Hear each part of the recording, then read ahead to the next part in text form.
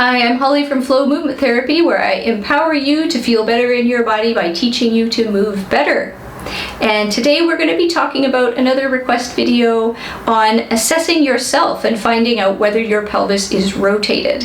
So we're going to talk through how to assess if your pelvis is rotated, what that might mean in terms of different things your body might do because of that. And then I will give you some suggestions of other videos that I've made that can help you unravel each of these, whichever one it is that's in your body. So let's get started. How to tell if your pelvis is rotated. So we want to see whether your pelvis is rotated to the right or rotated to the left. And I'm going to give you some cues on your body to be able to feel what's going on with your own hands. So we want to find the bones up here at the top of your pelvis. So if you bang against the front of your hips, you'll notice those bony bits that stick out there. So we're going to use those as our cues for figuring out what way our pelvis is rotated. So I'm going to set myself up into a rotation just so that we can start seeing what's going to happen here. So if you take those two fingers, your index and middle finger, and place them on those bones at the front of your pelvis, if you're rotated to the left, that means that your right fingers will be further forward than your left fingers. So if you look straight down, you will notice that a left rotated pelvis will have the fingers of your right hand will be further forward than the fingers on your left hand.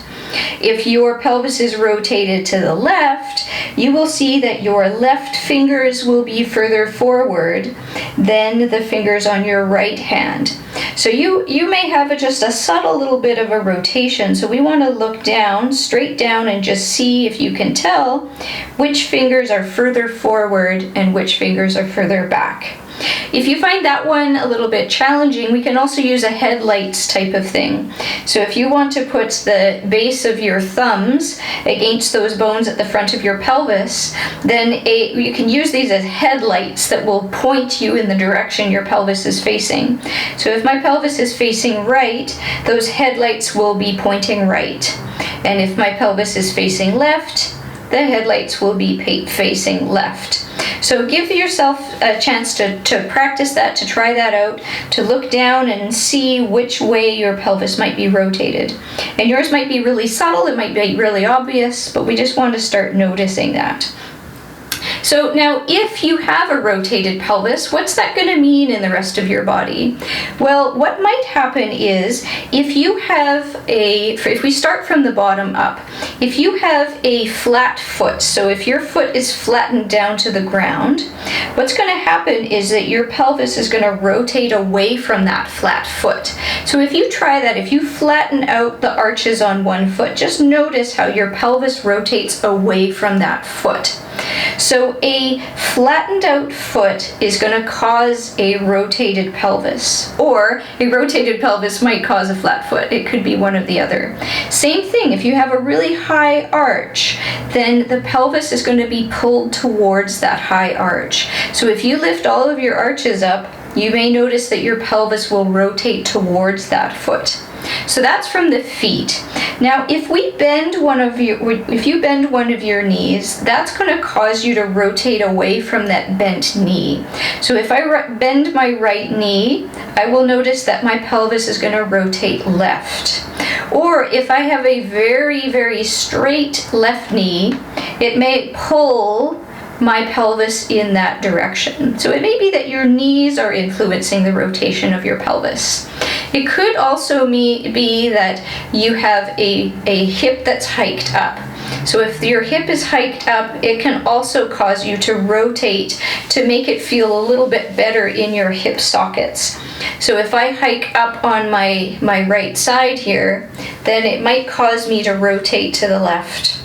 Or if I drop down on my right side, or my left side, drop down on my left side, it might cause me to rotate into the left. You want to check out what's going on in the different components of your body to try to figure out where whether it's your pelvis that's to blame or whether it's another body part that's to blame in the rotation of your pelvis. So I hope that that exploration helped you figure out which way your pelvis is rotated, if it's left or right, and then some things that might be going on in your body that you'll want to explore. If you want to look at some of my other videos that can help you with some of these different components, I've got a couple of them flagged here for you. So if you're finding that you're overpronating, so your feet are rolled in, and that's part of the pelvis being rotated, then you can check out this video up here. If you find that for you that the knees might be a component of that you want to start looking at that, then here's a video on the back and the knees working together. If you're finding that it's the pelvis, that the pelvis might not be quite in alignment, then I have another video here on helping you hike and drop your pelvis. And then there's another video that might interest you, that if you do have a rotated pelvis, there's some other things that I didn't talk about. One of them is your pelvic floor being impacted by that.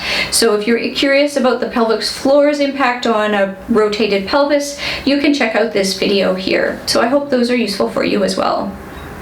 If you're curious about why your pelvis is rotated, or you're not quite sure which way it's rotated, I'd be happy to take a look for you. You can book a 30-minute session with me online for free. You can look at the link in the description bar below, and you can book right through there.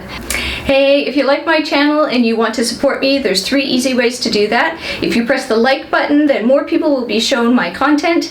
You can subscribe so that you will never miss what comes up, and make sure you comment below and let me know what kinds of things you want to see.